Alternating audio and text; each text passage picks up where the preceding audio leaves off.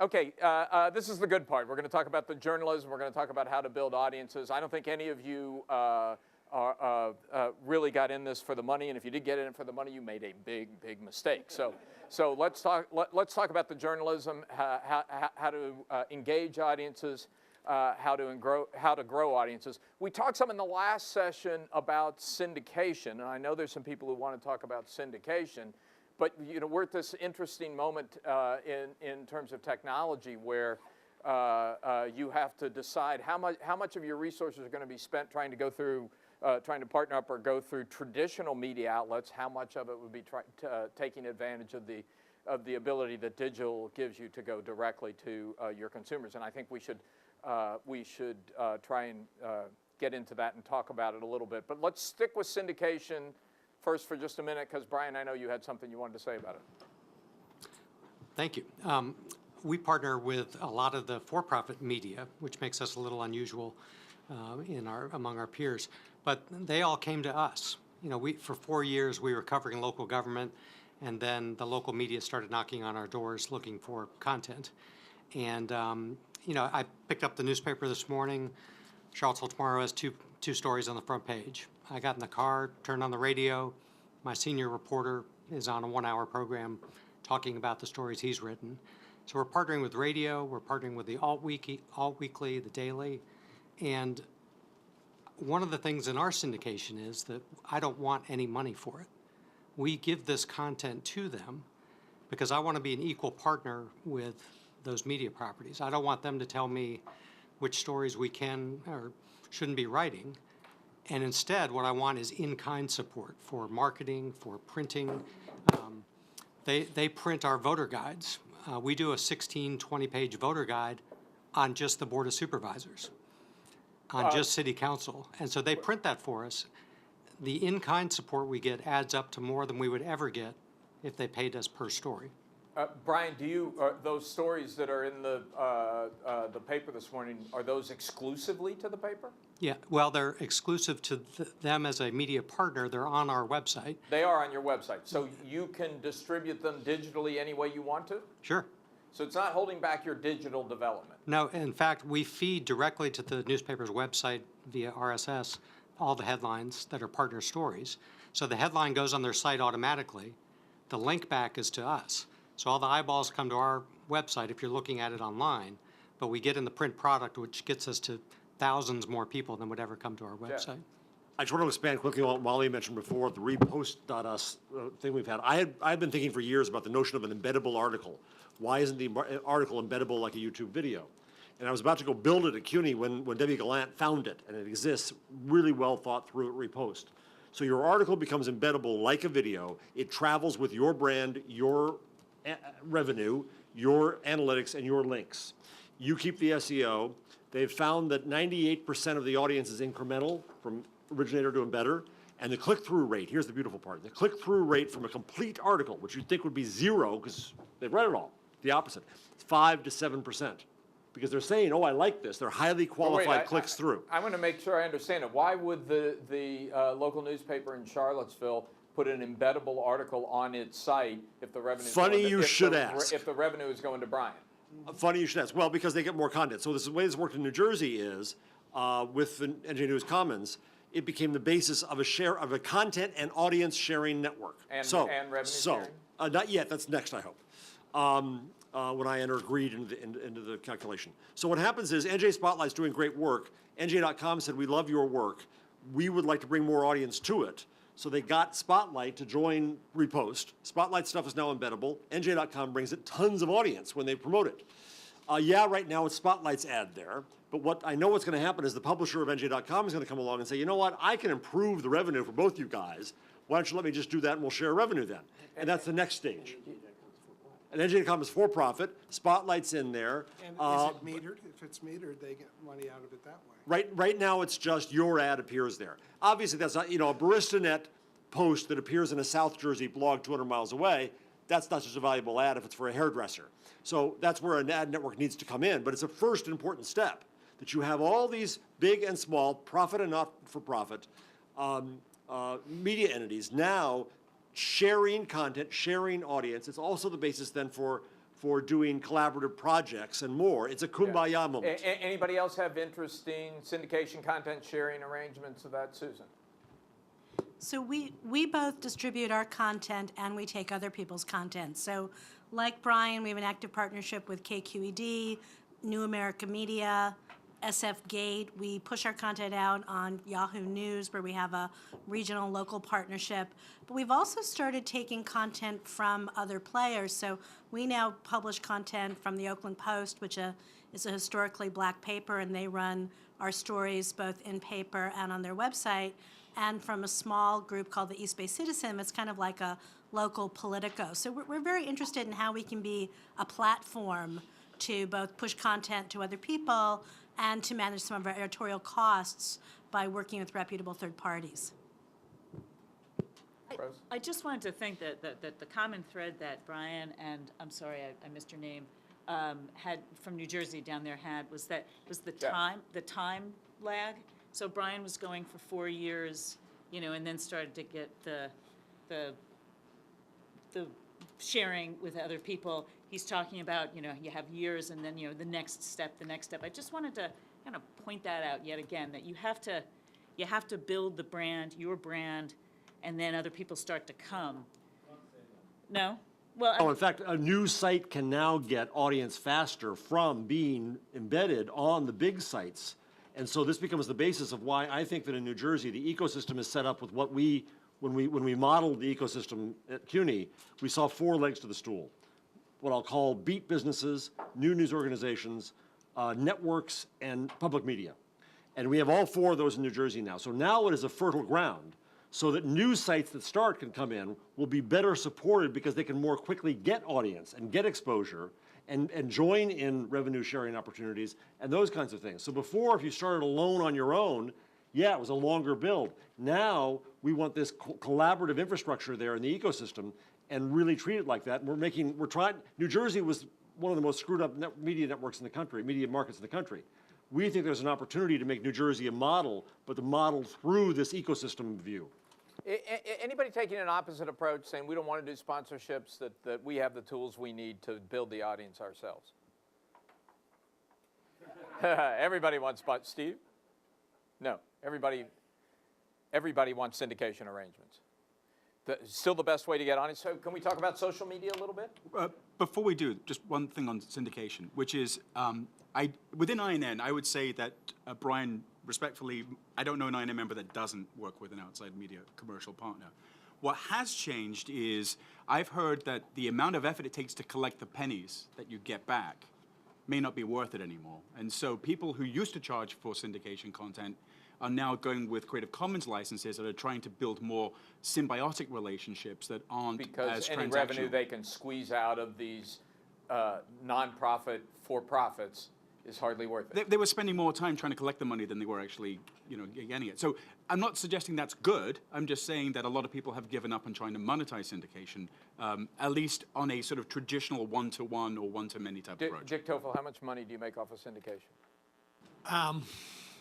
Not an enormous amount. I mean, mostly we do use a Creative Commons license. We're in a little bit of a different spot. The most successful thing that we syndicate, in the sense you're probably talking about it, Alan, are our national data projects, where we then encourage other people to pick them up in a way that they can localize them. So, for instance, the prescribing the prescription drug payments to physicians, and then the Medicare system payments out for drugs themselves. Both of those have been picked up by lots of news organizations, and those applications, we have a couple of arrangements to give people a first look, for which they pay. But I would say that everybody, I certainly know we are, is trying to do 2 things at once, right? You're trying to get the most exposure for and the most impact for the work you're doing today, and you're trying to build a platform for tomorrow. I don't see how you give up on either of those objectives. The platform to tomorrow being direct digital.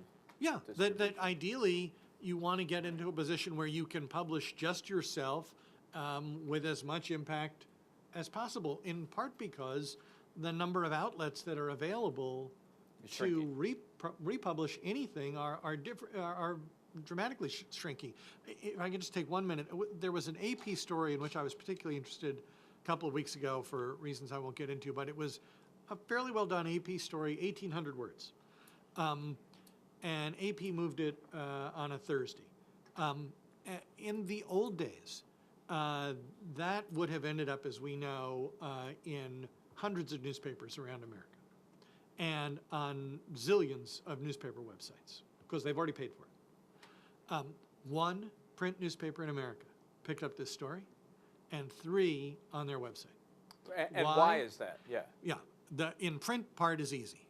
There's no news hole, right? There's just no news hole. And newspaper after newspaper after newspaper has got 500 word limits. That restricts the number of partners for all of us at all times. And the websites, I think, are simply, flying at 100 miles an hour, and they don't have the staff. So here's this perfectly good thing, and they could have cut and pasted it. It's not. They don't have the staff But- to collaborate. Right. Well, I mean, if you don't have the staff to cut and paste a 1,800 word feature you already paid for, But that's just one more reason why the content sharing syndication model is eventually going to break down, right? I have always felt that old-fashioned syndication, low branding, commoditized stuff, it was a crummy business 50 years ago. This is why the Journal got into what we call branded syndication, which is very different. Branded syndication, I think, can work. Unbranded syndication is a new lousy business. Joel? Yeah, we have not had, in Minnesota, we have not had success at getting the large media players in town interested in running our stuff. We've offered it to them, they don't want it. We have some small trade deals, like with a business publication that we think is good. We give them some content, they give us.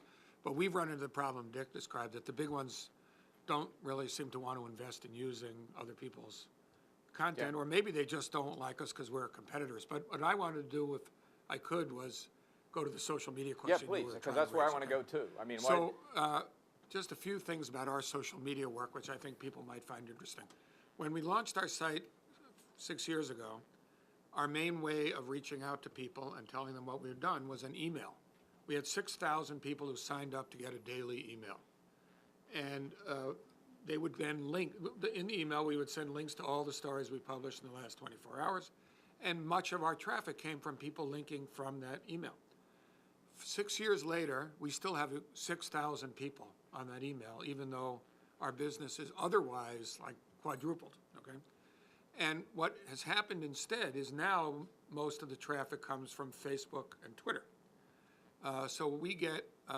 when you say most, percentage of No, traffic no, from it's not social most media. of the traffic. Most of the traffic that comes from people seeing our headlines elsewhere, okay? So There's what still a lot. percentage of the total traffic is Well, social media? in the past month, for example, 10% of all our traffic, all our page views came from Facebook, okay? So we now have 30,000 Twitter followers, about 10,000 likers on Facebook. And here's an interesting side effect. When we launched, the median age of our reader was 50. And now the median age of our reader is about 41 or 42. You happy about that? Oh, yeah. Okay. Because if your readers are all old, you don't have a long-term business model. You have Media is introducing our content to a younger audience, and there is a prejudice out there in the news business that younger people are not interested in the kind of stuff we do because our stuff is policy. Policy analysis, it's about taxes and education and things like that, and there's a perception that younger people are not as interested in that. But we find a very large How growth. high can that go? You're talking about 10% of your traffic now. How high do you what's the upside on social media? Anybody? Margaret, did you want to talk about that? No, Okay, we'll come back to you. Yes, Ruth. I think this is interesting. I think we don't syndicate to other news sites. What we do is we try to push out into communities of people that we think will be interested in a particular story. And in what we do, that's very possible. There are people who address whole audiences that we can push a particular story out that we think in a tailored way really addresses some of their interests. And they will, basically, they'll link in such a way that it pushes people back to us. We then have the chance at that person and building our numbers. But, So you're talking about a vertical approach. A specific example. Yeah. Okay, I can give you an example. If we do an article on, say we do an article on the diversity of boards in the nonprofit sector, that clearly can go out to any number of audiences that aren't news sites. It can go out through an organization called BoardSource. It can go out through an organization. It can go out through GuideStar. Those people all have huge lists that respond to them. So we don't syndicate through another news source, but we syndicate through communities of interest. And that actually has done more to build our community of readers than anything else that we've done. Because that will bring in literally hundreds, thousands of people on a particular story. And there are lots of examples of that, and social media reinforces that. But I'm curious in this room, how many people feel are working with within a defined community of interest? It's really kind of a vertical approach. And how many of you are working more horizontally? How many of you are verticals? I know we've got. And the rest of you are trying to reach a broader audience? Yeah. But if I could jump in here, we started this discussion about audience, really talking about syndication, about how to reach more people. But I think when you begin to, there are a couple points that are emerging that are really important when you're thinking about this. All numbers aren't equal. You can have a little bit of contact with a lot of people. You can have very deep contact with people. That is equally important, and it's maybe two different kinds of outreach to build both those things. Also, increasingly, I think you just have to reach people where they are. So, the idea that they're going to come to your website eventually to get everything, I just don't see that happening. And so you do that through social media? Through social media, through networks, through emails, through in-person events, through occasional printed publications, through whatever it is that gets to the right group of people that really cares about that. And, we're thinking about this challenge in two ways now. One is, how do we develop deeper engagement with the people who already know us and love us? And also, how do we break out of that circle and have much broader impact than we currently have? And I just want to say one other thing. In the morning, what we do when we review our stories is to think about what communities will be interested in what stories and ask them to tweet them out. And that way, it's not us doing the social media necessarily, but it's in relationship with other people creating a kind of a blitz. Emily. I want to say that I feel like when we think about expanding audience, for us, I feel like the trend really is about moving into insiders even more than we have been. And we're a pretty insider shop already. But, we're getting ready to launch a user-generated content site that's sort of an opinion site that's really I'm describing it as like the sexy younger sister of the Texas Tribune. We're moving into, it works. We're moving into, the newsletter business for the people who really, want to be let in on the secret. If for those of you who sort of watched the Wendy Davis filibuster this summer where we had a zillion people watching, our live stream, we're getting ready to launch a Kickstarter campaign that's going to be all around, buying the equipment to be able to live stream from anywhere at any time, basically satellite backpacks. So I think, for us the drive, yeah, exactly. For us the drive around when we talk about engaging your audience and who that audience is, I think for us and what I've heard of from a lot of you is that it's finding those super users and really moving into that realm. So it's less about expanding users and more about mining the ones. I mean, one of the interesting things, and Meyer, you should probably speak to this, but I thought one of the interesting things about your research was how little time people were spending on these sites on average. It was 2 minutes. Yeah, on average between 1 and 2 minutes. Yeah, and I mean, in general, time on site is decreasing across the board for the news industry, but this was much lower. I mean, the other thing that was important to keep in mind, it wasn't just time on site, but it was also heavy bounce rates. And so it was just the combination of the two that was worth flagging. Did you want to add to that, John? Really just more a question. I was listening to, I was envious that Joel knew his median age and that he knows what it is now, because I don't think we do. But one of the things that I grandiosely said when we were raising money for the Texas Tribune was that if we could prove, and this, I want to ask Eric a question, if we could prove that we were engaging a younger audience in news, public affairs, civic engagement, that we'd have foundation money till the cows came home. And so, which I don't think is true, but a lot of things that I said weren't. yeah. Right. And so, I guess, Eric, it does seem, though, in terms of being able to measure something, that's pretty damn good, right? That if you can say that you really, really definitively are engaging the 19-year-old young woman who I remember reading a Wall Street or a New York Times article, and she said, if something important is happening, it's going to find me. And I thought, if we can get her, we'll be able to convince foundations that we've done something. Is that still legit, or was it ever legit?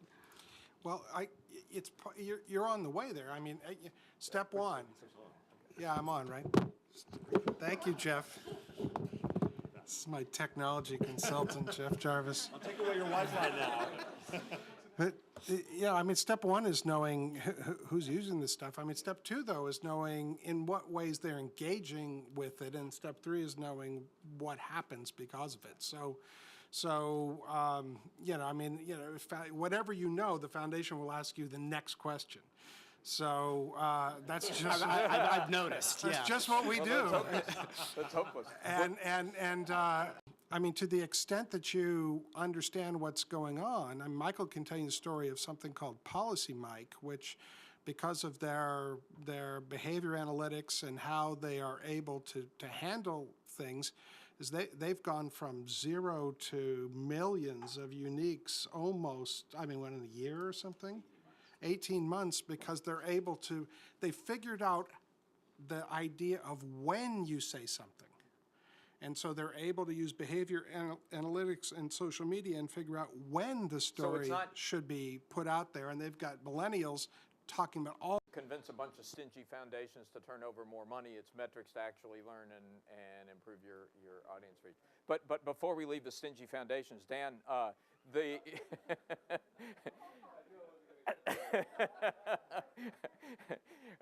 mean, the Gates Foundation has taken metrics to a religion. Is John right? If somebody could come to you and say, you know, we got it, and here are the numbers that show it, would that free up more money for them?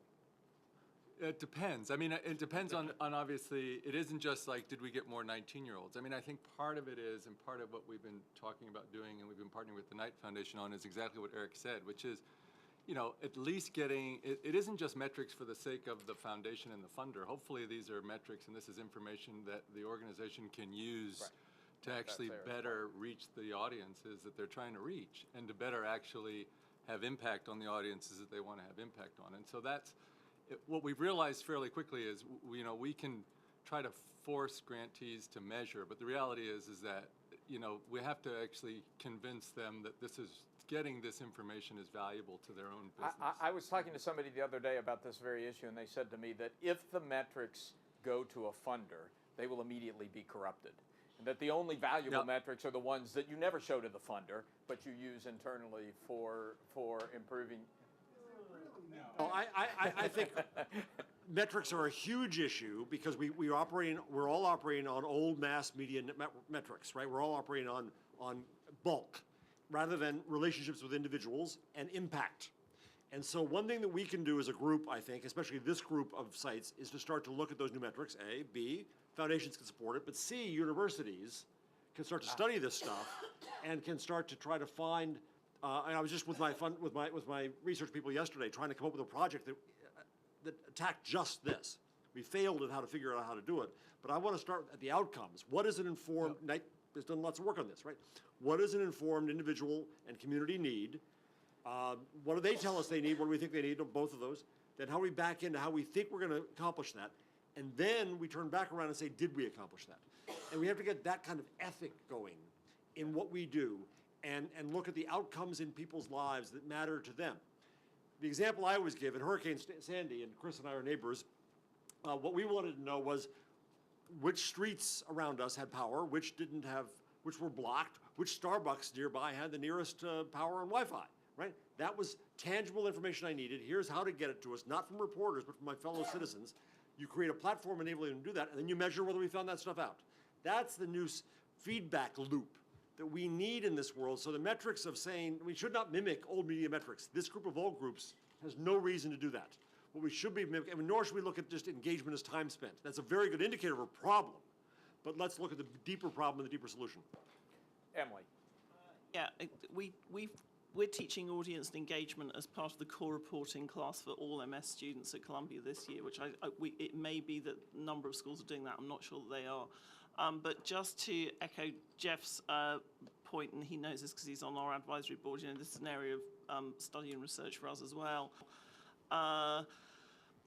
I do think that just on a practical level, that one of the key things that if people aren't doing it, and I'm sure most of you are, I teach metrics as part of actually a reporter's tool set. That this isn't just about measuring your output once it's done, but also being very alive to what's happening to your work when it's produced, the moment it's published, how, you know, every story basically has half an hour to fly or die. You know, what can you do if it doesn't? How do you kind of revive those bits of the long tail that sort of fell in the cracks? You know, it's just kind of good hygiene for every organization now. I'm really tempted to call on Steve here because he was talking earlier about how reporters are allergic to business. They're also allergic to metrics, and they're also allergic to terms like audience engagement. But they're not allergic to feedback on their work. No, you know, that's the key thing. They're not allergic to that. But also to Jeff's point, and I was sort of slightly kind of concerned when Maya said, you know, oh, very high bounce rate, very low time on site. We don't really know what that means. You know, that could be a fantastically good metric if what you're trying to do is get a whole ton of new users in. It may be, you know, a kind of a terrible metric if you're trying. You know, we have to kind of have a grown-up conversation about this. And we have to acknowledge that all of the metrics have been set by a commercial world. And I disagree with Jeff that I don't think we are working off old mass metrics, you know, but we are working off, you know, faulty web metrics because we haven't owned that conversation. You know, nothing corrupts. The reason the television industry can charge the highest premiums for the least accountable metric system is because there is a consistent and agreed dialogue around what those things mean. And you know, what we have done is we've undermined, if you like, or there has been an undermining of what web metrics really mean. And this is a legacy news fault by saying, well, they don't, you know, we have to be able to agree standards, stick to them, and then be, you know, as it were, sort of own them. Because I think one of the things is that these things get kicked around in public, and that devalues it to foundations, it devalues it to advertisers, and they're just looking for an opportunity to discount what they give you. Steve Waldman. I agree with the idea that you know, there's a kind of inherent value in metrics as a way of doing your job better, but on some level, to do metrics well and to figure out audience engagement well, you have to figure out your business model first. Or at least they very much influence each other. So to go back to the old media, part of why page views became a very common way of measuring things is it was the closest proxy to ad impressions, or an easy proxy for ad impressions, so we all counted page views. In the case of nonprofits, where you have all these different business models, what your business model is may point you to a different way of measuring and even pushing engagement. It may be that if your business model is a membership model where you need 5,000 people giving $20, then you're going to push towards, or you may want to push towards content that gets you 5,000 people who spend a lot of time, and you want a smaller audience that is more engaged. If you're going more towards a sponsorship model that's a little more like advertising, you might push towards. But now Yes, but now we're getting back to so now we're working forward from the business model, and rather than sort of looking at what are you really trying to accomplish here? Well, What is the real I guess what goal? I'm saying, I'm being the stodgy business guy in saying your engagement discussion can't be in a vacuum outside of the discussion of what your best business model is. And there's not a right way or a wrong way, but they should be aligned. Your approach to engagement should be aligned with your approach to your business model. Steve, then Kevin. Yeah, I don't have a problem keeping my reporters away from their metrics. It's more like Steve said, are they looking at the ones that matter? I don't need my reporters saying, wow, I got 4 people in New Zealand who read my story. And I can see that through this. It's to keep them from going down that rabbit hole and figuring out, well, yeah, but how many people in New Orleans read it and had an impact and was the target audience for what we wrote? And so how do you measure impact? Because page views is a lousy measure of impact. We know that. Well, unfortunately, that it's not empirical. It's, did that city council member wave our story in front of a city official at the next meeting and say, what are you doing about this? That's how I measure our impact, is how often is our work cited, not just how often does it get picked up by our publication partners, which is always nice, but how often does somebody see it and do something about it? We've identified a problem and someone's taken some action, whether that someone is a community organization that wants results or it's a public official that's made something happen. Kevin. Yeah, I mean, before I got into the journalism game, I worked for movie studios and worked with them. And there have always been buy-side metrics, sell-side metrics, and internal metrics. And you use them for different things. One of the things that I recently wrote in a piece on Net News Check is, we spend a lot of time writing grants and reports and things like that. So this is a small thing, but if people would start to agree on some standards, we wouldn't have to redo them every single time we write a grant request and report, right? So, if we consider foundations to be on the buy side, it would be a huge asset to have at least start to approximate. My second point is this, which is to have the foundations agree on a set of measures that they want to monitor. And allow them to be imperfect.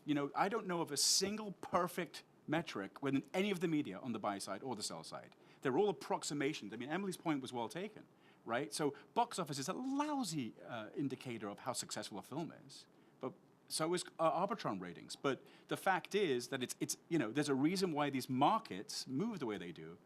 And that's a real opportunity there that can really cut out a lot of inefficiency. Joel and then Vincent.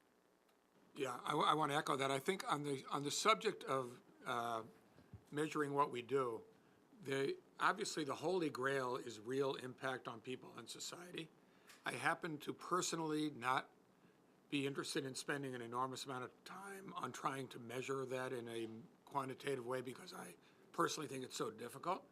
The second level, though, is there are metrics out there, and let's start with Google Analytics, which everybody uses, but which are, and this is echoing Kevin's point, they're terribly misused and they're used differently by everybody, and it would be of great value if we could agree on which metrics in the world of, say, Google Analytics, which web metrics actually matter and why. And let me just give one example, okay? Uniques, which keep getting talked about, in my opinion, in our business, I can't speak for others, are worth 0. They have no relationship to the success of our business. The issue of bounce rate. Bounce rate is high because of the number of people who come to your site who aren't interested in your site. So they are a function of all these uniques. If you run a website and you run content on it, you are going to get an enormous number of visitors, mainly through search, and secondarily through various other kinds of linking, who are not interested in your site.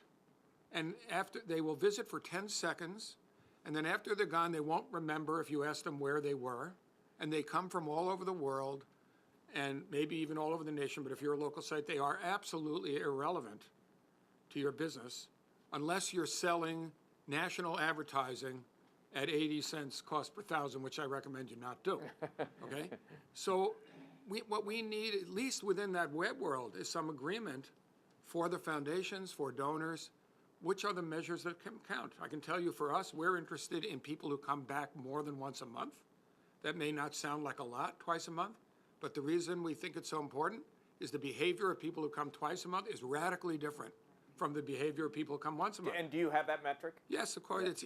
These things are not, well, they're not perfect. I agree with Kevin. Google Analytics is not perfect. We also calibrate from Quantcast and other places. But my point is getting a shared understanding that people who come once a month are irrelevant to your business unless you're selling national advertising would be a big step forward, because then we would focus on what matters. So, for example, we've also learned for someone to become a donor, we need them to come to the site at least 4 times a month. And then their percentage chance of becoming a donor starts to move into the non-infinitesimal. And these are the things, now these will not get at the question of whether the story is making a difference in people's lives. That is a much more complicated question. But I think we could at least take on the more modest question of agreeing on what web metrics really matter to, particularly to a local And what's, just news before we organization. leave this, what in your experience is the correlation between uniques and the number of people who come to your site once a month, or the number of people who come to your site more than 4 Okay, well, times? we have an average of 400,000 unique visitors a month. My competitors in town use that number when they sell advertising, and I refuse to use it even if it costs me money. I just think it's a ludicrous thing. So the number we use is the number of people who come twice a month. We use Quantcast as our method of estimating. We have 75,000 people who come to the site twice a month. So that means 325,000 unique visitors. By the way, that's not unique people, because if you go to the site from your office and then you go from your home and then you go from your phone, that's 3 uniques. Well, do people know that? Most people don't know that. That's not 3 people. No, but if you do that, then you've come more than twice a month. Well, that's so the you- problem. You can't, that's why you can't use Google to measure this, because they only answer it by them operating, whatever they call it, the operating system. So what I'd say matters is people who come back more than once, and also local people if you're in the local business, and also time on site only among those people who come back. Come back. Yeah. Vincent. So journalists might be allergic to metrics, but actually you could take something for your allergies. I'm allergic to my cats, and I take a pill every day. And I think that we all, have to deal with this reality. It's not that the funders are imposing it either, I don't think. I think that everyone is imposing upon ourselves. And John Wanamaker would have wanted to know which 50% is working if he could at the time. And I think we have the tools today to better allow us to know which media is having an impact. I have a little trouble always using metrics as the word for what we're talking about, because I think we glossed over an overemphasis on quantitative piece of it, but assessing impact in a variety of ways, some with solid metrics around, the data around your viewers and such, but also the anecdotal stuff of how people are actually applying the knowledge. So we have a lot of those stories. I think the combination of that gives us a rich understanding of how we can assess impact that, frankly, certainly is necessary for philanthropic investment. But I think smart, I was a journalist before I was an actor, and we all wanted to have an impact. But if we could point to the impact, we want to be able to do that. We're going to take a day to explore this topic on November 13th at the Paley Center. So anybody's interested in spending a day to talk about that, you're not allergic. Come on along. Tom. We are desperately interested in impact and metrics. It's a key part of the way we do grant making. And I just want to draw people's attention to a project called the Engaging News Project at the University of Texas.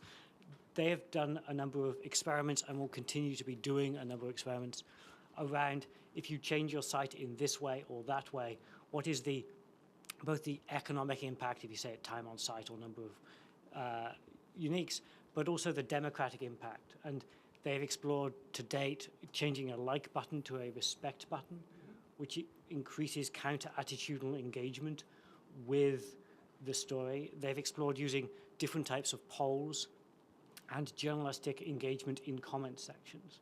They are continuing to do this for at least the next 2 years and are looking for partners, i.e. this is an opportunity for free insight. Natalia Stroud, the Engaging News Project. If you give me your card, at the end of this, I'll connect you.